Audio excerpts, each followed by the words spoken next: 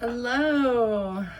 Hello and welcome to the Totally Kind of Okay podcast. I'm your host, Tiffanyjoybankhead. Thank you so much for joining me today. Today is episode number 39 of the podcast, and it is both on Spotify and YouTube. So if you're watching on YouTube, please like the video and comment and subscribe to my channel. And if you're listening on Spotify, please rate the show 5 stars and hit the follow button. I want to say welcome or welcome back if you're joining again. I appreciate you coming back. And this podcast is designed to help you improve your mental health after listening to each episode. I talk about my real life experiences with mental health issues and disorders, and I discuss mental health treatment, tools you can apply to your life today, and healthy habits that improve your overall wellness, physical, emotional, spiritual, and mental. And so I talk about the struggles that I've had and also the victories and the things I've overcome since being diagnosed 13 years ago in 2012 with bipolar type 2. And then after that diagnosis, I also was diagnosed with generalized anxiety disorder, ADHD, PTSD, and marijuana substance use disorder most recently. Today, this episode is about what to do if you're having a bad day. And even when we're doing really well, we still will have bad days or days that we feel off, and that is totally kind of okay. I have been doing really well recently. I talked about this in episodes 36 and 38 about being stable with bipolar. My life is pretty good in general. My mood is pretty good. And I'm pretty stable, but I still have bad and off days, and I struggle sometimes some days. Recently I've had a few weeks ago, I had like a collection of bad days, but I did these things that I'm going to explain in this episode to get through them, and I'm going to give you the tools and strategies that you can use to get through your bad day. So sometimes we have many bad days in a row, and this episode is going to help you recover from those a lot quicker. On those days, some days we just feel down and they're just harder than others, and that's okay. Like, you're going to be okay. On those days, we need to give ourselves some grace and allow us to feel down while also taking care of ourselves. My therapist once told me to plan, like, what is the bare minimum I can do when I'm struggling and having a hard day? What are the bare minimum things I can do to get through that day and to make sure I take care of myself and do my self-care and feel better at the end of the day, or be able to go to sleep and wake up and have a better day the next day. So it was a really good strategy, and that's what I'm going to be teaching you today. We start every episode with an affirmation. Sorry, I'm playing with my hair too much.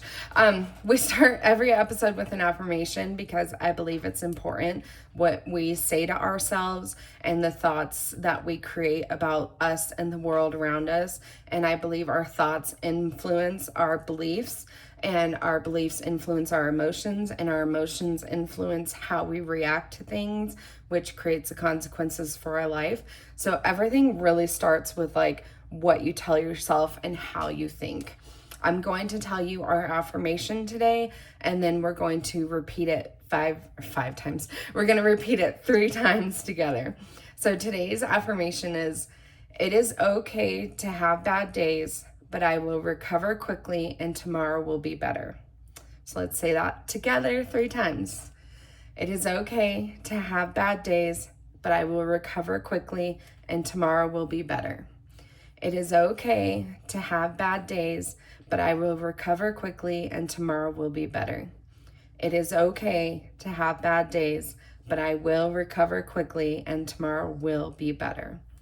So I think that if you're having a bad day, that's a great affirmation. You can tell yourself like, hey, it's okay. It's totally kind of okay. It's going to be okay. I'm going to recover quickly and tomorrow is going to be a better day. So even on our worst days, we can still have moments when we feel good or totally kind of okay. I want you to know that, like, if you're struggling, like maybe you looked up this video because you're having a bad day, that even like when it feels like so overwhelming and like the worst day ever, like you can still find little moments of peace or joy or happiness, even though it's not gonna, like, your mood might not immediately change. You will have like little moments where you do feel a little bit better, even if it quickly shifts back into that negative state. Sometimes bad or difficult days are good to help us get stronger and appreciate the good days we have more. I don't think you can really appreciate like having a good life and having good happy days unless you do have had hard bad days. Bad days are what can define our character. What we do when we are feeling down shows us the kind of person we are and helps remind us that we are not the circumstances that are happening to our lives.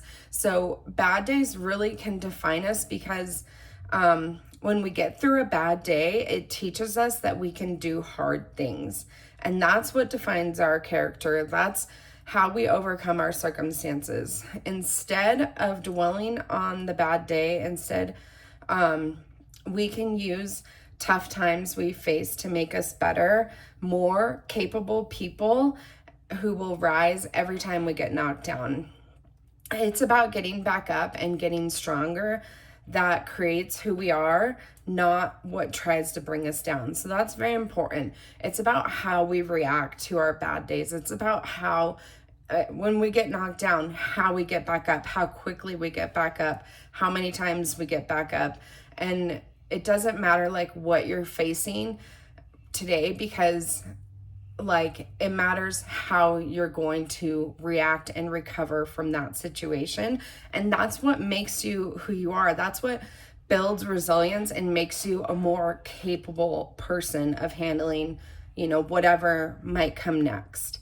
No matter what circumstances you're facing in life, they are meant to bring you closer to the person you're meant to be and make you more capable of helping yourself and helping others who have gone through similar situations. So hopefully that's a little bit of encouragement for you. Let me sip my coffee. Yes, I'm having coffee at like 6 p.m. at night. I have ADHD, so the coffee not only helps me concentrate, but also I put collagen in my coffee so I get extra protein. And I needed to collect myself. So here are the bare minimum things I do when I'm having a bad day. And I'm just going to tell you them, and then I'm going to explain why they're beneficial and why they're good. So the bare minimum things I do when I'm having a bad day is I take a walk, I take a nap or relax, I eat a good healthy meal, and I do prayer and gratitude. So 4 things. So take a walk, take a nap, eat a healthy meal, and do prayer or gratitude or meditate. So the first thing I want to talk about is taking a walk. Taking a walk, even if it's just 10 minutes, I think we can all find 10 minutes in our day to spend on ourselves, investing in ourselves and our mental health and our emotional state. And preferably you take this walk outside, because that doubles the benefits. When you're outside, you get in nature or get sunlight. If it's at night, that's, you're getting moonlight. There's powerful energy in the sun and the moon. So whether it's, during the day or at night, like being outside, like the energy and the vibrations from those things in nature help change our physical state and our physical well-being. Walking offers significant mental health benefits, including reducing anxiety and depression, improving our mood, enhancing cognitive function, and boosting self-esteem. These benefits stem from the release of endorphins during physical activity, as well as the stress-reducing effects of spending time outdoors. Walking helps you process difficult emotions.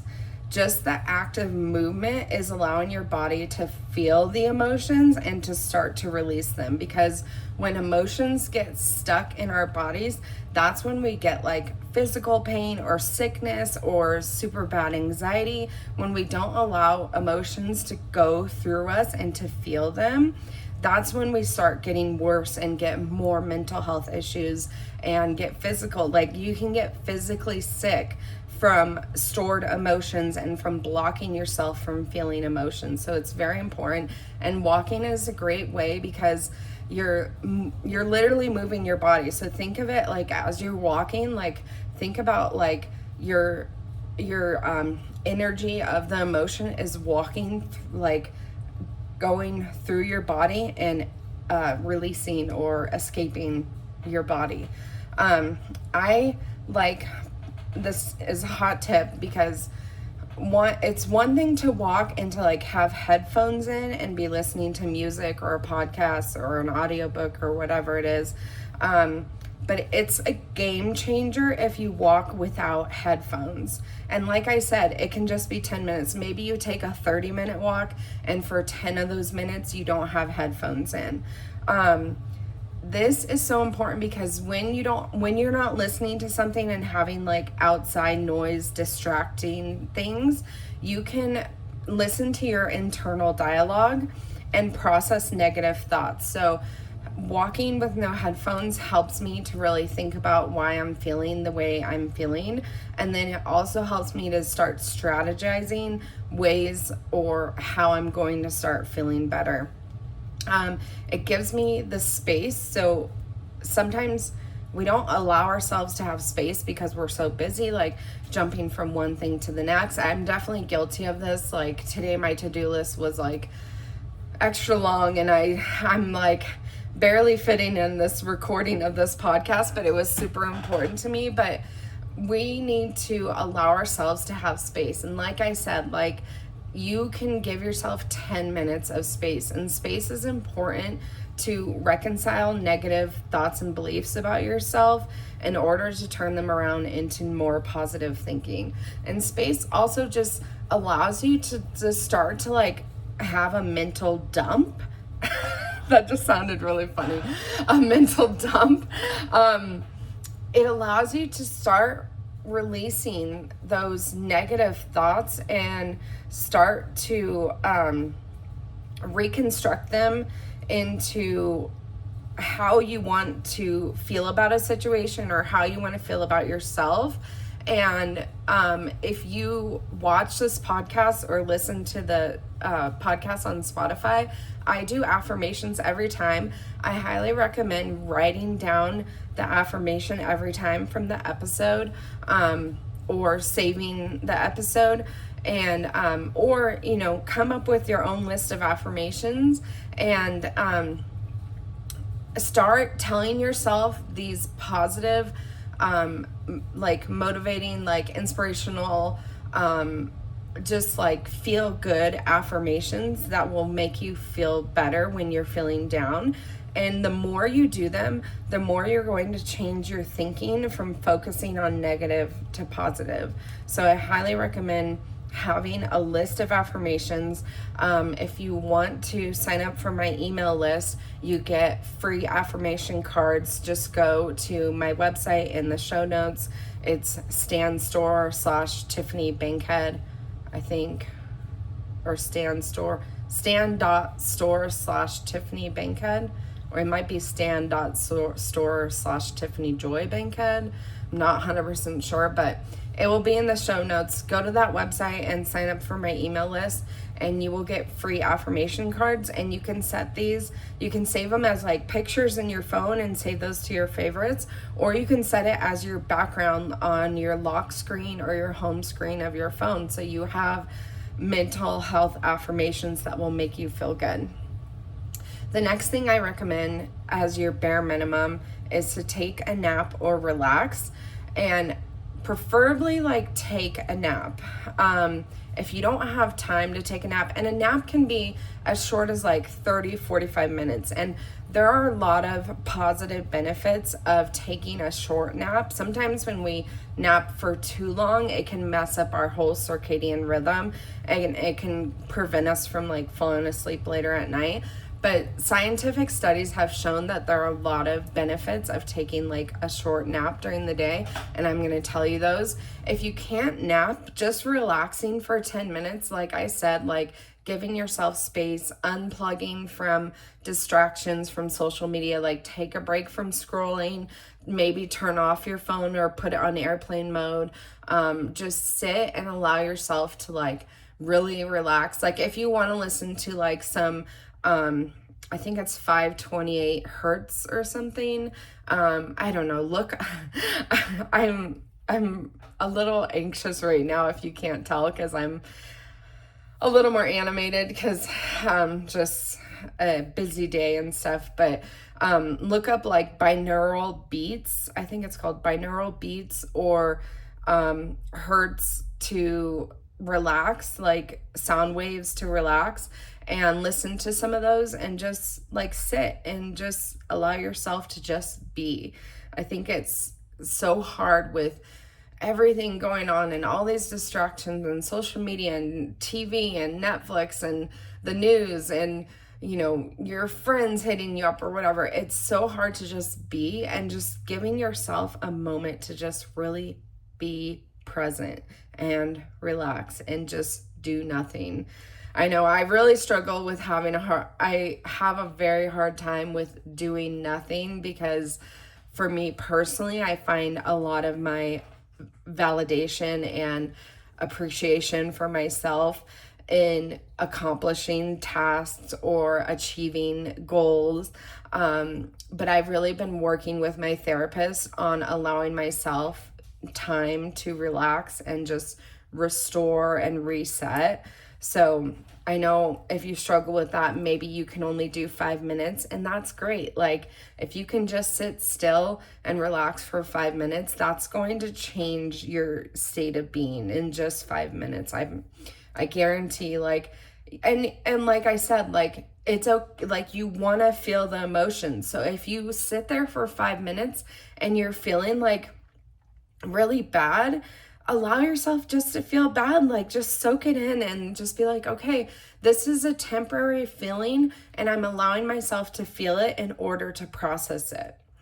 So let's talk about the benefits of napping. Napping can boost your mood and reduce negative feelings like irritability and frustration. Naps are known to be effective in reducing stress and providing a break from daily demands, and improve and decrease levels of your stress hormone cortisol. So napping is literally like checking out. So like you just like literally put a pause on everything going on in your life. If you're busy like me, like I take naps strategically to allow myself a break between being busy, and it's a great way to like reduce your cortisol, and so that alleviates your stress. Naps can improve cognitive performance. Even brief naps, like I said, like a 30-45 minute nap can significantly improve your cognitive function and reaction time. So it makes you more mentally sharp, and it makes you able to think clearly. Like you can think clearly about your situation. Like once you wake up from your short nap, you can think more clearly about like, why am I having a bad day? Like what's like going on? Like, is it something outside of me? Is it something inside of me? Is it something internal that I'm struggling with? Like, is it the thoughts I'm telling myself? Is it just an uncomfortable feeling that I'm having? Like, and taking a nap and waking up gives you clarity and allows you to like really think about like, okay, is this like, what triggered me? Like what caused this way I'm feeling, or why am I having a bad day? Let's see.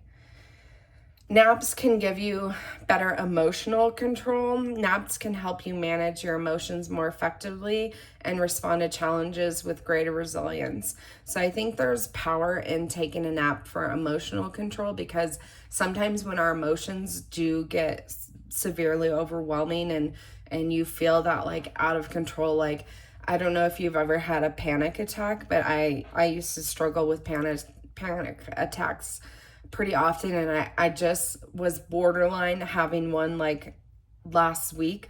But it's like all of a sudden like everything enhances, but at the same time you feel like this pressure, and like there's so much, like, you know, your heart starts racing and everything feels out of control. Taking a nap is a great way to get rid of that feeling, because typically when you go to sleep, like, and I know it's hard to go to sleep during that time, I recommend like doing deep breathing, maybe taking a sleep aid or some magnesium. Or you probably don't want to take like sleeping medication, because then you'll be knocked out for a while, but like taking something like CBD that can calm you down. Or listening. I have the Calm app. This is not sponsored, but I have Calm, CALM app, and there's sleep stories on there, and I will put on a sleep story and just like listen to it, and I'll fall asleep within like 5 to 15 minutes. Like it just depends on how anxious I'm feeling, but those sleep stories like are super effective in helping me fall asleep. I listen to a sleep story every single night, but also when I want to take a nap, I listen to a sleep story. Naps can also reduce impulsivity. So when you're having a bad day, one of the worst things you can do is react during that bad feeling, during the time you're feeling bad. So studies suggest that napping can decrease both feelings of impulsivity and impulsive behaviors. And this can be really helpful if you are like me and recovering from an addiction. I'm recovering from marijuana addiction. And I know if you struggle with marijuana addiction or have in the past, a lot of people use marijuana to get sleepy and to relax and calm down and reduce your anxiety. I will say, just a side note, smoking marijuana regularly will increase your anxiety in the long haul and overall. So if you are dealing with smoking marijuana to reduce your anxiety, overall, and I know this from personal experience, overall, smoking weed made my anxiety like so much worse. Anyway, so if you're recovering from an addiction, it could be any addiction, taking a nap can help reduce the chances that you're going to react impulsively and relapse or consume the substance that is not healthy for you, or whatever behavior that you might, like gambling, like you might be like, well, I'm feeling bad, so if I go gamble, I'll feel better. When I was in the early stages of my recovery from marijuana addiction, I would take naps to help fight cravings and reduce the amount of triggers I had. So like I said, like I am a strategic nap taker. Not only do I take naps when I'm like extra tired, usually when I'm like hormonal from, my cycle, but I will strategically like take a nap in order to like avoid uncomfortable feeling, or to reduce like it being triggered by something else. Like sometimes when we're just like awake and there's so many things like coming at us, like it could be a text from someone, or it could be anything, like, or going somewhere, whatever it is, like reducing the amount of triggers you have can help reduce the impulsivity that you might have if you were awake, just by taking a nap. And then also taking a nap can also help prevent you from binge eating. I've also strategically used taking a nap in order to prevent binge eating. I struggled with binge eating for over 20 years. So a significant amount of time, like 2/3 of my life, I struggled with binge eating.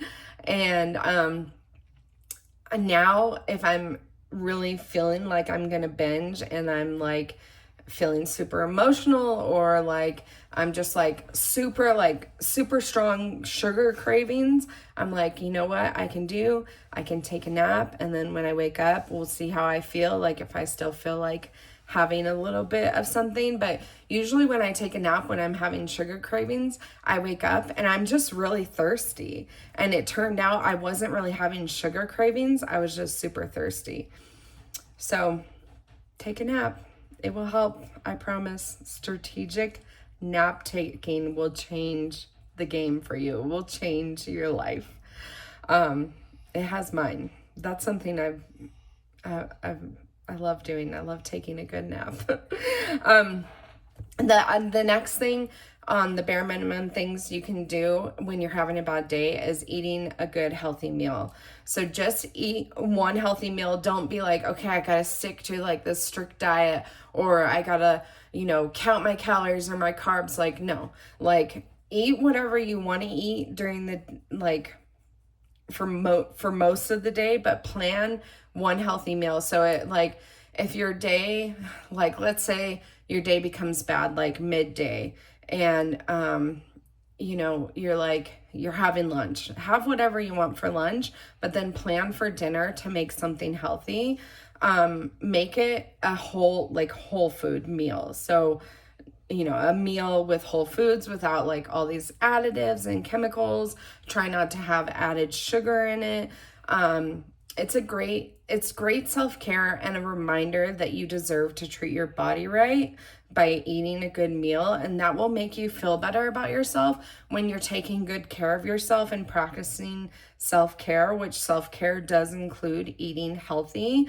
It doesn't mean you have to be super strict and eat healthy all the time. Like I said, like just pick one meal that day. Like whether, you wake up and you're having a bad day, just plan on having a healthy breakfast and then eat whatever you want the rest of the day. Eating a meal full of healthy proteins, carbs, and fats will help balance your mood and give your body the nutrients it needs to feel better. So just having a full meal of like healthy protein, carbs, and fats is going to satiate your body. And it's also like, especially if you're having like vegetables and like, some sort of healthy fat, there's so many I could name, but it's going to make you like feel better in general, because the energy and the nutrition you're giving your body is going to help your body function better, right? And it will also help balance your hormones. So like, if you're not having like the added sugar and processed foods, you're not going to have the like huge blood glucose spike. And that is great, because when you have sugar glucose spikes, it can cause a number of behavioral issues. I suggest using frozen veggies, instant rice, and an air fryer to cook some meat. This is the like quickest, cheapest, easiest meal you can make, is just have frozen veggies. You can literally get frozen veggies like that you can steam in the bag in the microwave, and then get the instant rice. I know the instant rice does usually have vegetable oil, which I typically try to avoid that, so I don't have instant rice all the time. But it's such a minimal amount, like it's not going to make a big difference. So like get in instant rice, whether that's the box or the packets. I like the packets that you just open like a slit, and then you put them in the microwave for like, I think it's like 60 to 90 seconds.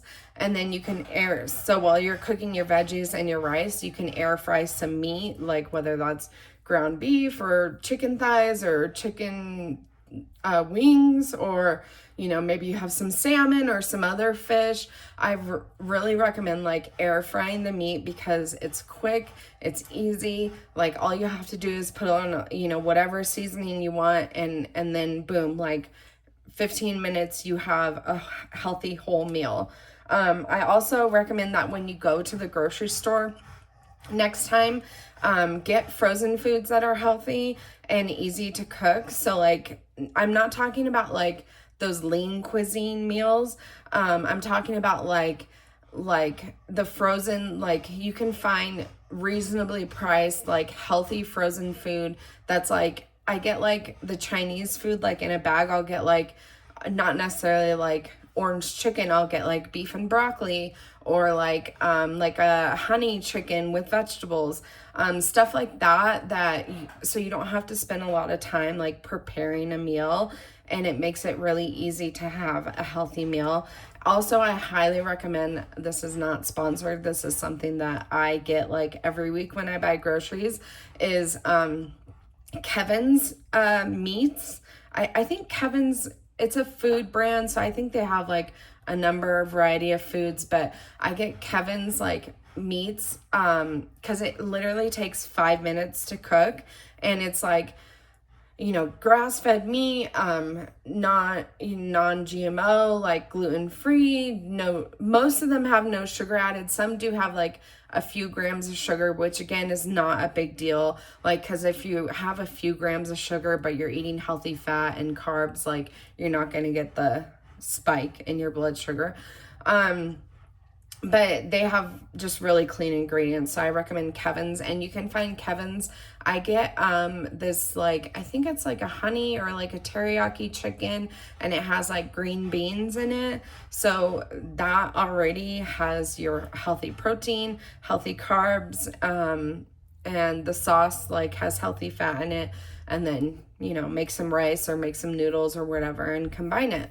So that is my hot tip for, I gotta switch my legs. Okay.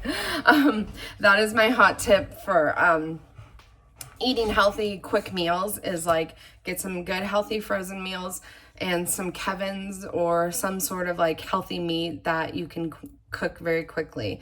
The last thing that we're going to talk about after I sip my coffee, tell me in the comments, I want to know, is it annoying whether you're listening on audio or you're watching on YouTube? Is it annoying when I like take a break and drink my coffee or drink my water? Here's to all the people that are annoyed. But I really, if you're watching this, please let me know, like, if it is really annoying to you that I like pause and drink coffee, like maybe the sound bothers you, please, like, I'd like, if it really like bugs the crap out of you, I will not do it. Like, I will drink my coffee beforehand and somehow find a way to lubricate my mouth enough so I don't need to take a break to drink water or coffee. Anyway, back to the topic. The fourth thing that I do, that is the bare minimum I can do on when I'm having a bad day, is pray, do gratitude, or meditate. So this is totally up to you and your own spiritual beliefs. Like, I'm not telling you to be religious. I'm not telling you to follow like a certain religion. You know, I think prayer can be something you can do without being religious. And I think, you know, I am part of those anonymous like meeting things, like 12-step meetings, and we always say like your higher power. Some people say their higher power is like animals or the sun or the mountains or, you know, the water. Like, you can create your higher power whatever you want it to be and like pray to that thing. Personally, like, I do pray to God. I believe there is a God that, you know, created the world and has an ultimately good plan for all of us. But prayer, anyway. So if you don't want to pray, like, you can practice gratitude, and I'm going to talk about the benefits of prayer and the benefits of gratitude, but you can also meditate. It's, you know, pretty much the same thing. Listen to like a guided meditation or just sit with yourself. Again, like, so much about this, like getting through a bad day, is allowing yourself to feel what it is you're going through, so that way it doesn't get stuck in your body and you can move on, because you can't move on from something that you haven't addressed. Just like you can't solve a problem unless you admit there is a problem, right? Like, unless you acknowledge that something is wrong, that there is a problem, there's no way that you're going to be able to resolve that, right? Like, it's scientific. Like, there's a question, and you have to acknowledge that there is a reason for something happening or something reacting or existing, and you need to acknowledge what that is. Anywho, man, I'm getting sweaty. I don't know why. Okay, hair check. Prayer can positively impact your mental health by reducing anxiety, promoting a sense of connection, and offering a coping mechanism for difficult times like we're talking about. It can also foster hope and improve emotional control and provide a sense of purpose. So prayer does a lot of things. It connects you to something greater than you. It can also make you feel more connected to the people around you or your beliefs in general. And it can allow you to, again, like really have good emotional health, because when you pray, you are acknowledging like your emotions, typically, like you're maybe not the emotions, but the thing that is causing the emotions. Usually when I pray, I'm praying about like my current circumstances. And as I'm praying for those circumstances, I'm also realizing, okay, like, what, is this something, I can control, or is this out of my control and I need to let it go? It can also provide a sense of purpose and hope. Prayer can serve as a ritual that distracts the mind from anxious thoughts and worries. So getting in a state of prayer or meditation can distract you from those anxious, negative thoughts and the worries that you have. It also provides a sense of relief from trying to control things in our lives that are ultimately uncontrollable. Like I just said, prayer allows me to realize like what is in my control and what is out of my control. And I guarantee 90% of the time, the things you're praying about, the things you're worrying about, the things that are bothering you, 90% of the time, okay, let's say 80%, because, and maybe 90 is extreme, but like 80% of the time, the things you're worried about are out of your control. Like you're worried about a situation at work, or you're worried about a family member, like something they're going through, and like, how can you help them? Or you're worried about like, something with financially, like obviously there is some control over your finances, but sometimes some things are just out of control. Like we have like an event that costs a lot of money, like things are going to happen to us that are out of our control, and we need to learn how to release that. And just like we need to learn to release our emotions, we need to learn to release the things that are not in our control, and we can do that by practicing prayer and meditation. Prayer can also reduce or induce a relaxation response, and which can lower our heart rate and lower our blood pressure and oxygen consumption, much like meditation. So, some people say they're praying, some people say they're meditating. Is it the same thing? Pretty much. I mean, I like to think so. I do, because for me, like prayer is meditating, because I'm focusing on specific thoughts, and I'm also like setting intentions, or doing gratitude, which we're going to talk about gratitude next. So like a lot of like things that you do in meditation, you also do in prayer, and vice versa.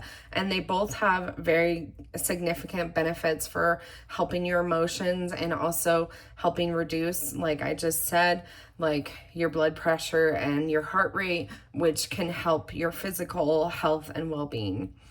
I already said this, but prayer can foster a sense of connection to a higher power or one's values or community, and which can reduce feelings of loneliness and isolation. Prayer can help you cope with difficult situations by allowing you to release, I already said that. It can also provide a space to process emotions, vent anger, and gain perspective. So prayer and or meditation. In Thailand, they say same but different, right? Same but different. You say meditation, I say prayer. It overall gives you perspective and gives you a space, allows you to process emotions. So let's talk about gratitude next, because you can pray, you can do gratitude, or you can meditate. Choose one of the three, or two of the three, or three of the three, whatever you feel like doing. You can literally do like 1 minute of each. You can do like a couple minutes of each, or you can do like 5 minutes of meditation and like 1 minute of gratitude. You can do as much or as little as you want. The point is to do one of those three things. And if you can't focus on one for very long, do two of them or do all three. Gratitude shifts your focus from negative thoughts to positive ones, which can help to reduce feelings of worry and stress. So exactly like I just said, like prayer, like it helps change your thinking. Like in the beginning of this episode, what did we do? We did an affirmation, which helps change our thinking. And when we're having a bad day, what is typically causing the bad day?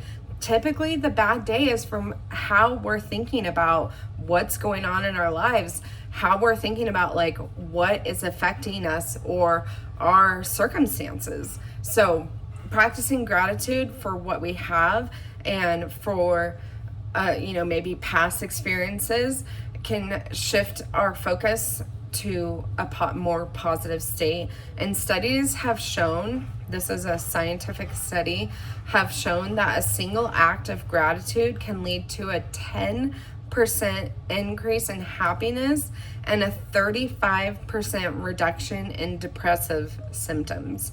So usually when you're having a bad day, there's a certain level of depression. Well, practicing gratitude, like even one thing you're grateful for or 1 minute of gratitude, can reduce your depressive symptom by 35%. That's 1/3. So literally doing gratitude can change your feelings about how you're feeling and your situation by 35%, which is like significant, because then you only have 2/3 of the way to go to like get rid of it, right? And I guarantee that you can accomplish getting rid of it with those other 2/3 by either taking a walk, taking a nap, or having a healthy meal. Gratitude, my dog is crying because he wants to go to the dog park. Gratitude also releases neurotransmitters like dopamine and serotonin, which are associated with pleasure and well-being. If you know about mental health, I mean, pretty much everybody knows this, like dopamine and serotonin are the feel-good chemicals, and gratitude helps release those neurotransmitters, those feel-good chemicals in our brain and our bodies, because those feel-good chemicals aren't just in our brain, they're in different receptor sites in our bodies. These neurotransmitters can help to boost your mood and your overall happiness. Gratitude helps individuals view adversity as an opportunity for growth and fostering a sense of hope and resilience in the face of challenges. So like I talked about in the beginning of this episode, it's not about what's happening to you, it's about how you're dealing with it, and how you're facing this adversity is going to ultimately create your growth and create who you are meant to be and who you are becoming in the process. It's all about gaining strength from the negative and difficult situations in our life. And I know this personally because, like I said, like I was diagnosed with bipolar 13 years ago, but I've struggled with bipolar for over 20 years now. And I have faced so much adversity, not only internally, but from stigma, from how my behaviors have affected other people, from, unhealthy coping behaviors that I've had. I've faced a lot of struggles and adversity and obstacles in my life when it comes to my mental health.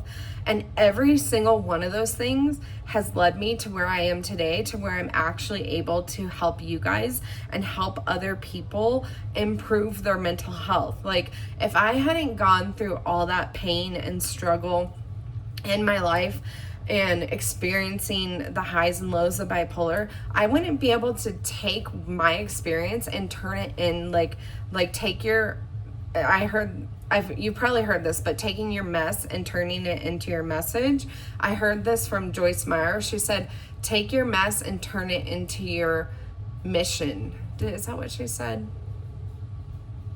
Oh my gosh, I'm having a brain fart. But mess into message, but also mess into mission is like, take what you've been through and use it to create a better future or a better outcome or a better life for someone else. Even if you're not like, doing something publicly or like becoming like a teacher or a counselor or whatever, like you don't have to do those things to improve other people's lives. You can improve other people's life by improving your own life and becoming a better person. Like you can be a friendlier, nicer to be around, more stable, like reliable person by improving your life, and that will positively impact the people around you and your community.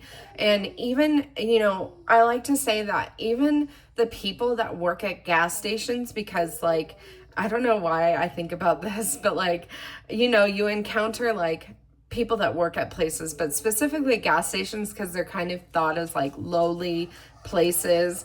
And think about like when you've gone to a gas station, if you meet someone working there that is so friendly and so nice and is just like, hey, how's your day going? Or, oh, that's cool, what are you buying that for? Like, that must be exciting that you're doing that. Or, just somebody's attitude and positivity can radiate and uplift you even through like a 1-minute conversation or like a 30-second interaction. You can affect somebody's life. Like somebody who is, think about like if you're having a bad day, if somebody were to be like, hey, how are you doing? I'm here for you. Or I hope you have a great day. Like I hope, good things happen. Or, just having good interaction with somebody else can really do a lot for your mental health and your emotional health and really change your perspective on life. So if you can get through this bad day and become a better person because of it, you're going to have a positive impact on other people's lives.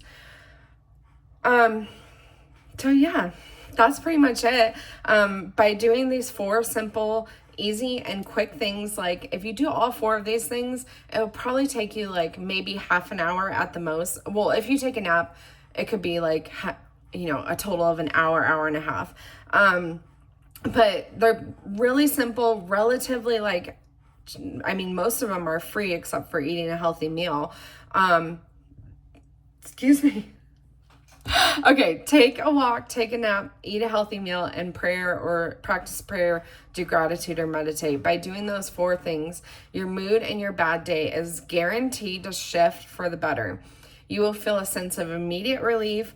It will bring you out of your depressive or anxious state you're in to a more uplifting and peaceful state of being. Even if you can't do all 4 things, if you can just do 1 or 2 of them, you're going to start feeling a sense of relief. Even if you don't feel immediately better, like you don't see an immediate change, which I kind of